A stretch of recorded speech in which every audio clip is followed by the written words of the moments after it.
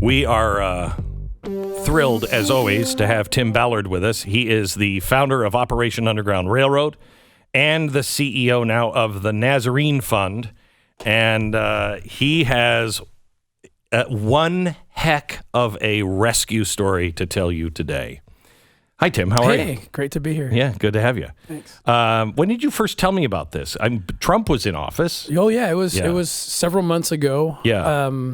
It was an amazing rescue operation and one we haven't been able to tell until right now because of all the things that are in process. So many things in process. Yeah. Okay. Amazing actors involved. I mean, from Tony Robbins to the White House to, I mean, it was nuts.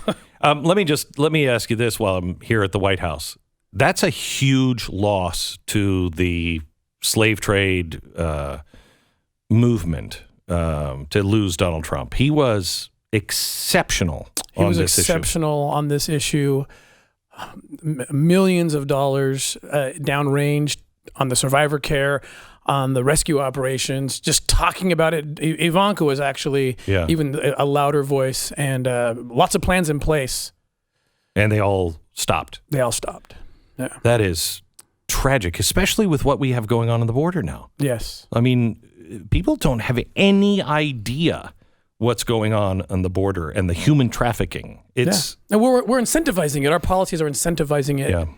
You know, because it's this horrible policy that says if you come across with a child in your hand, you basically within 72 hours you're released into the United States to a notice to appear, or we call notice to disappear, because they never show up. Right. And now they're in the country, and they just got to recycle these kids, and they're using them to as pawns, basically pairing them with clients of the smugglers. But eventually, these kids and these women, they're being trafficked, they're being sold on the path to the United States, and we're just saying, keep coming in, and we're just so bad. We're creating. I mean, it's. So bad. So bad. Okay, so tell me this story, and you have to lay the parameters out because there's things we can't talk about, including the countries of destination and origin. Right. Which is unfortunate because the country of origin kind of adds an extra layer of trouble. Yeah. But go ahead. Tell the story. It's a Latin American country, and this is happening. We have actually expanded our mission statement to include not only children, but also women. Women are 4 times more likely to be trafficked. And with all these COVID shutdowns and lockdowns, I mean, we're having women who are being trafficked from Thailand into Africa, from Latin American countries into the Caribbean. So this is kind of representative of a lot of places and a lot of things we're doing. But this story, 10 women. Professionals. Yeah, I mean, one was a law enforcement officer, believe it or not. Wow. Yeah, but the more important fact, 15 children amongst all of them. They're trying to take care of their kids. Their country is in collapse. And this woman shows up one day. This was probably about a year to a year and a half ago. Mm-hmm. And says, I can give you a job in a very high-end resort town, island in the Caribbean. And it was a professional job. These were all professional women, and it was a professional job. This person came into the country where nobody had a job, right? And said, look, I know you have to feed your family, and we have a professional job. And this woman looked professional, and she had the pictures, and it's a resort town that everyone's familiar with. Come on down, and it's just a few hour flight from your home. And so these women gave their children to grandma and grandpa, aunts and uncles, in some cases husbands, and took off for a 3-month journey to go make some money to save their families. And they get there, and they came at different times. They didn't all come together, but they land, and their passports are taken to process. Some are given drinks, but they all have one thing in common. They wake up in another country where they don't speak the language, one of the most horrific, corrupt countries in the world. Bad. And wake up literally naked and raped immediately and told, this is your new life. You will work here, and you will be a sex slave in essence. They had these women, Glenn, we because our guys were on the ground there, and literally in a jail cell behind the brothel, literally bars that lock from the outside. And our team got the lead. We were actually looking for kids in this area, and we got this lead that there's a bunch of these women who don't speak the language. They don't want to be there. Our guys went in pretending to be clients. And the first time they went in, now, by the way, these women are praying women. they were just praying every night, God, send us someone, because there's no way out. What can they do? No passport, don't speak the language, no way to communicate with anybody, and they're stuck. Our guys go in and start talking about doing a party at this brothel nightclub kind of place with the owners, and they're buying it like, great, you know. One of the women looks up and sees our guys who look like sex tourists. You know, our guys are awesome, undercover operators, but they sense something. It was a spiritual connection, truly. We talked to them later, and they said, we sense something about your guys. They're different. There's something different about them. So they wrote a little note. They got together, and one of the women wrote in her left hand so that it couldn't be traced back, just in case their spiritual hunch was wrong. Right. Wrote in their left hand, ayúdanos, por favor, help us, please. And walked over to one of the operators, who's actually here at the studio today, and gave it to him. And he opened it, looked at it. He called me immediately and said, you won't believe this. Like, we've been made, but I think by the right people, they know who we are. And later they just said, there was just something about you guys. And again, it was the spiritual thing. Yeah. So we were able to get in. Now, this country, as you know, Glenn, because we've talked a lot about it. In fact, you've been there with us. Very corrupt. Yes, it's very corrupt. Very corrupt. And we know this. And that's why people say, don't work in this country. Right. Because what are you gonna do? The cops will turn on you. Right. Leave them? We had no choice. Right. So we literally go into this place. The cops are like ready to go, warrant signed. It looks legitimate. They get into the place to get the girls out, and the cops start taking money from the traffickers right in front of our guys.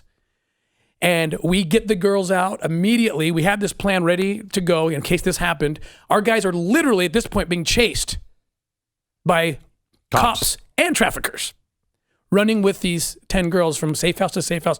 We had it all planned out and layered. So we had another law enforcement agency who we didn't tell about the operation in the same country, knowing that we have them probably for about 10 to 12 hours before they figure out how to leverage the whole situation in their benefit. But we got them. They were clean for the time we needed them to be clean, and they helped us get the passports. But we're running around. The whole thing was filmed, and it's being produced into a documentary that's going to come out hopefully by next year. That is crazy. We have some footage. I don't know if we've been playing it here. This is the after the rescue footage, where you guys. I think this is when you guys are, trying to. Yeah, you just saw Tony Robbins' jet there. So the story gets crazy. We get help from the UN in a neighboring country that gives them temporary visas to get over, and they're literally hiding for 7 weeks in another country. But it's close enough to the trafficker country to where they can't come out. So they're in hiding for 7 weeks. And what do? We can't take them through a commercial airline or airport because we think there's traffickers everywhere looking for these girls. There's a ton of money they're losing. And they're not arrested because they just paid the cops off. Right. So this is extremely dangerous. We generally don't work this way. We generally... when you get a lead, what do? You're not going to get them out. Yeah. So I called Tony Robbins and I said, Tony, I got to get these girls out of this country, and I can't take them through a public airport. He says, no problem. I didn't even bat an eye. I'm sending my 737 down right now to pick them up, just like that. And then we had the problem of, well, where are they going to go? They can't go back to their home country. You know where that place is. They can't go back there. No. The traffickers got them from there. They know where their houses are, their homes are. Luckily, we had super tight connections with the White House at the time. Again, just like Tony, one phone call to the White House. We need visas. This never happens. They're not going to give us visas. There's no nexus direct to the United States. Right. There's instantly, no problem. You'll have them as soon as we can print them out. Got visas for them and got them back to the United States. And the White House didn't publicize this, by the way, at all. It was right in the middle of an election year, and based on the country it was, and I mean, it would have been a great political... Would have been a massive story, and massive story that could have played on so many different angles. Yep. And it's one of the reasons, again, why my thoughts of Donald Trump and his family have just changed so deeply. He did not exploit it. He didn't. Quite honestly, he should have, but he didn't. we didn't even ask them not to. We were just hoping they wouldn't, because we don't want this. We Right. would have had to have a discussion about, no, you can't do it. Right. Didn't even ask, but said we do request that they come and get an official welcome at the White House. Unbelievable. So Tony's plane takes them to D.C. They get taken to the White House, and they're told, welcome to the United States. And not a peep, not a camera in the place. Unbelievable. No one knew. Unbelievable. And the other stop, Tony requested, please come to my house. I want their first day of freedom to be at my house, which is this beautiful mansion on the ocean. Yeah. And that was literally their first steps on American soil, because they went from the tarmac to a bus. Their first step was Tony's house. And oh my, it's just tears everywhere. Tony and Sage just showering them with prayers and gifts. And those people are amazing. Unbelievable people. Yeah, really, truly amazing. Really, you can think what you want about Tony Robbins, but until you've met him, it's easy to think that's just he's just doing this. He is one of the most, and his wife is amazing. Yeah. Really genuine. Really Unbelievably genuine. Even better than you see them on stage. I mean, the camera's on and off, the same people no matter what. Yeah, exactly the same. All right, so when we come back, I want to find out what happened to the families, how the reuniting is happening, and what is going on, any other details. Can you imagine being a normal mom? Then the next, how long did it take? A week, a day? A couple days. Couple days. You're a sex slave. You're behind bars. You're raped how many times a day? 5 to 10 at least. 5 to 10 times a day. You have absolutely no hope of getting out. No hope. And then a day later, you're at Tony Robbins' house, and then you're flown to the White House and you meet the President of the United States. It's got to be, mentally, that has to be just gymnastics that could screw you up for a long, long, long, long time. Yeah, it was. I was with them during that transport, and we were very clear. We had the aftercare partners, like, look, this is not normal. This is not any of our lives, but God is blessing you right now, and they recognize that. Very mature women who understood. I remember one just saying, I haven't seen my child in 4 years. They all went in different times. So it had been, for some 6 months, for some a year, some up to 4 years. Oh my gosh. Without seeing their babies. Oh my gosh. He was 4, now he's 8. And I just want to tell them I'm okay. They don't even know where their kids don't even know where mom went. She went to get a job and disappeared. So what have they all been reunited, or because it's a dicey situation? Yeah. So they're all unbelievable partners on the ground. There's a university that I'm not supposed to name, but that took them in and put them, gave them scholarships. So they've been students. In fact, several of them just graduated. United States? In the U.S. They're all in the U.S. In different places in the U.S. They are studying. They are in regular contact with their families. But the way our stupid immigration policy is, if they go home to see their babies, they lose the opportunity to maintain their visas and get the asylum visa and everything else. So it's just Zoom calls, but we're supporting their families. OUR is supporting their aftercare and their families, and we're working on visas right now to bring them all home. We're actually going to bring the kids up to the United States to live here and, you and imagine? be here. You imagine? I mean, you 4 years without seeing your child. Yeah. And this is happening everywhere. This story is not unique. We've repatriated over 300 women from the Middle East back into Africa, where same things happen. They're being lured into Lebanon, into Oman, and in Kuwait, and they're told you're going to have a scholarship and be a student, and they're forced into domestic servitude and sex slavery. I mean, it's happening everywhere. It's just, and we're not talking about it, So tell me what are we doing with OUR and the Nazarene Fund? What are we doing on the border? That would be OUR, right? Yeah. So we have partners. If you remember, we talked the last time there was a surge, and we have partners on the ground who are doing amazing work. We went to Mexico City together, I think, around that time, right? Correct, yeah. And some really good, strong Mexican politicians. And we're working with them because they recognize the problem as well. Yeah. But the problem is our policies, they won't change. Trump tried to change them. He did everything he could to change the policies, which basically the solution's pretty simple. You just say, no more using kids as pawns. You can't bring a child across and think you're going to get in. No, I just saw, what's her name? Kamala just said that it's tornadoes and floods and corruption that is the cause of I've heard all that. of this. I've heard that theory as well. Yeah. Yeah. Well, the problem is when we tell them, come on up, bring a kid, and you get free passage. These kids are getting kidnapped through Central America and being trafficked, used as pawns. What we have to do is just say, you can apply. I'm very pro-immigration. I have 2 children who are immigrants. Right. Very pro-immigration. But Apply at home. Apply at home, and we have to make it easy to apply at home.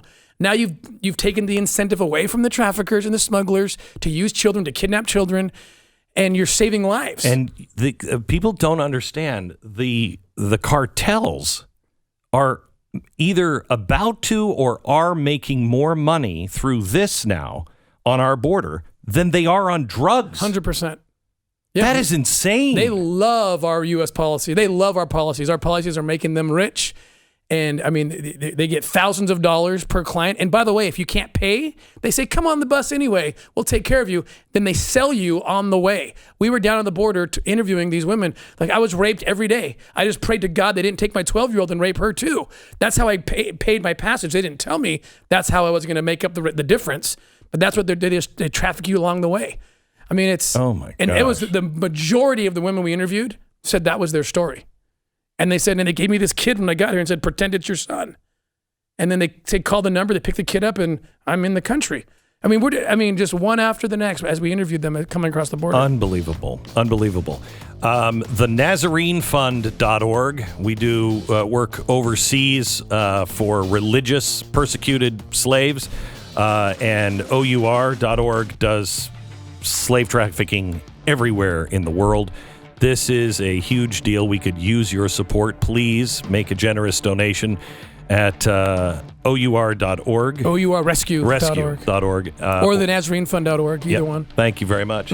We are joined today by Tim Ballard. He is the CEO of the Nazarene Fund and also the founder of Operation Underground Railroad. Both of those organizations could use your support.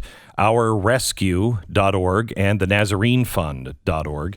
Tim joins us for just a few more minutes. I wanted to talk to you some more about the border and how bad it is. When we went into the break, we were talking about how much money the cartels are making every single day on our new border policy. Yep, about $14 million a day is what these cartels are making. They're leaving drugs and going into this. It's so lucrative, and we're creating it. How many cartels? I mean, tell me about the cartels that you know of down there. I mean, who, you say cartels, and you might think of an old movie or whatever. What are these people actually like, that are down at the border helping? Oh, they're thugs. They're raping women. They're selling them on their journey from Nicaragua to Texas, right? They were in the drug business. They're criminals. They're thugs. They're murderers, and they're businessmen. Are they? Yeah. Are they still? If you don't pay, don't worry. We will contact you. You make sure you tell us where you end up in the United States. And so I heard this about, it's probably under Obama, that the cartels were helping smuggle people in. And if you couldn't pay the full amount, you had to work for them. And you're just going to have to do us a favor. That's right. Yeah. So those sometimes, if they can't get it out of them through selling their bodies on the path to the United States, they'll get them in and then they'll hold them. We worked several cases like this. They'll hold them, they'll use them, and they'll extort as well. Like call the family, hey, your wife and children are in our custody, and they're tied up, and they're not getting out unless you figure out a way to pay us. So that's happening on this side of the border, on the U.S. side. I read a quote from Abraham Lincoln on the air today about what he said in 1860, and he said, look, this is really clear. I'm wildly paraphrasing, but it's crystal clear what's going on here. You had a lot of good people in the South that would never turn against their country. But it has been 3 decades of real evil, twisting and turning everything, and turning those good people into people who are now thinking they're right, standing for things that are absolutely immoral and wrong, and they're turning against their own country. And I read that, and I thought that's what's happening here.